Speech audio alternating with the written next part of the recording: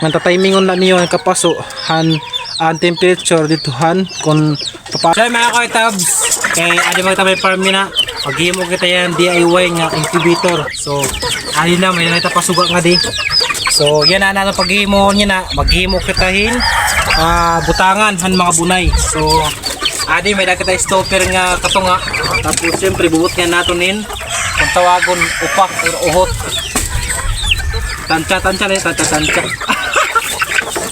diba so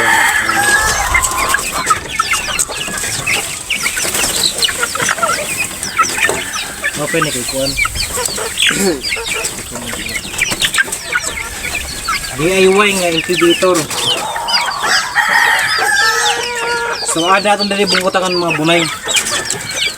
Syempre kuha na mo ng bunay nga diya may Sudan Farm kay bubutang na namon didto hanakon ginhimo kanina. So syempre kay waray man gud talaga naglulumlum nga di nga manok kukaon ko ang bunay. So yan mga koitabs, ini na mga bunay kay waray man gud may naglulumlum to may Sudan Farm. Asya na ako ni bubutang nga may DIY nga incubator nga ako nimo niya na. Syempre bubutang na talong kaupod. So ada tong pagbutang han bunay.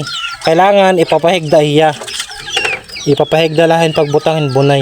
Ini pagbutang ang bunay mga koitabs, pagbutang nimo tapos mga 3 minutes imo niya babalik taron. Pagka mo niyo pagbaliktad after 3 minutes, so maghuhulat ka na lahin 21 days bago ya magpusa. So dapat ang temperature nimo suga dapat sakto-sakto lang dito inahin.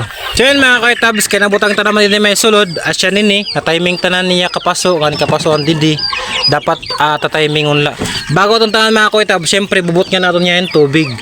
Kaya ang tubig dapat di rin mo kailangan pamadun. Pag gamay na lang nga ang tubig ibubutang mo na didi hamay sidehan piliw. Piliw la. So dapat ang tubig diri magmamara. Dapat mo ni mo monitor adlaw-adlaw nga diri mahubsan ang tubig. So dili ato ni butang mo sa. Yan na mga koitabusan pag-imuhan DIY nga incubator.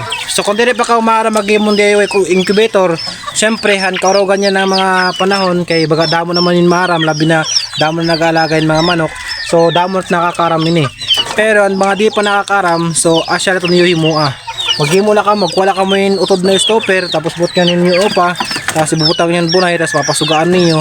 Nantatimingon lang niyo ang kapaso, ang temperature dito kung paano maglumluman manok. So asya na mga koy, tapos subot ninyo yung tubig, tapos after 3 minutes, balik tara, tapos waiting ka mo 21 days, asya nito, maupusa na. Siya mga koy, tapos base na ito na akong experience.